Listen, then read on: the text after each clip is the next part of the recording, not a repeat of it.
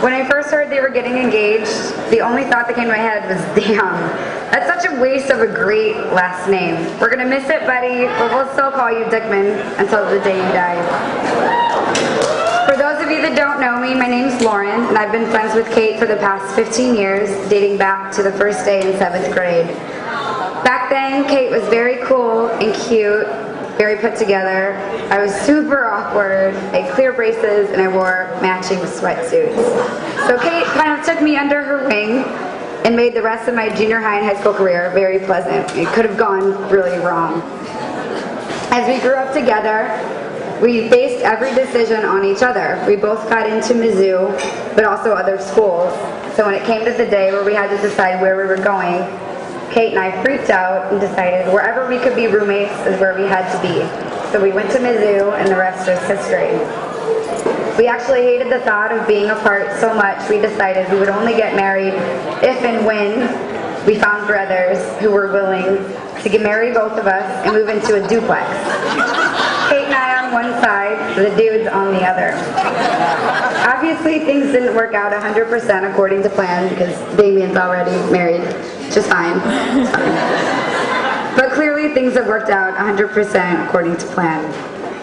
The first time I met Peter, I was very impressed, not only with how tall he is, he's the tallest person I know, but because he seemed to make Kate so happy and he was very fun. A few months after they were dating, Peter came to me to plan a trip for he and Kate to Chicago, a surprise trip, leaving in the morning, which was terrifying because everyone that knows Kate knows that she hates surprises.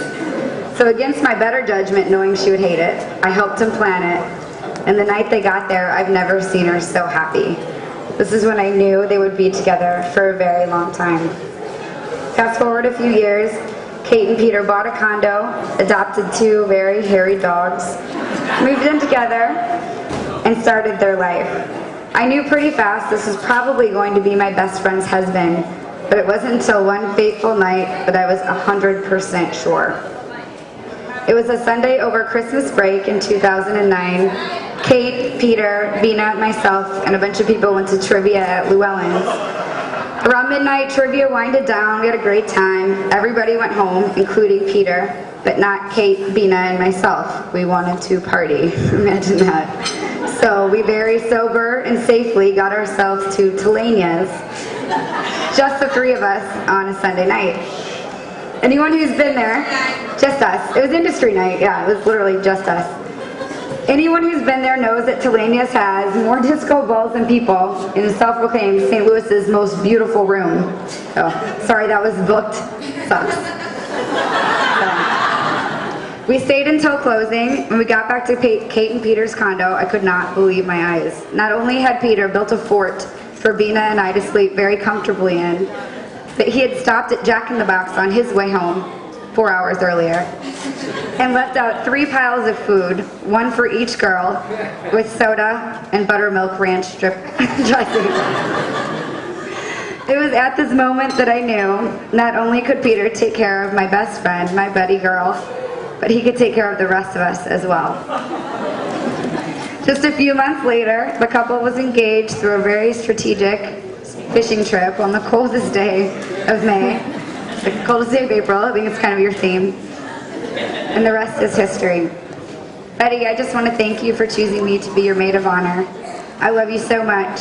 You and Peter have a relationship that I admire. It's so strong, and I love you both. So, cheers to Kate and Peter Allen. I love you.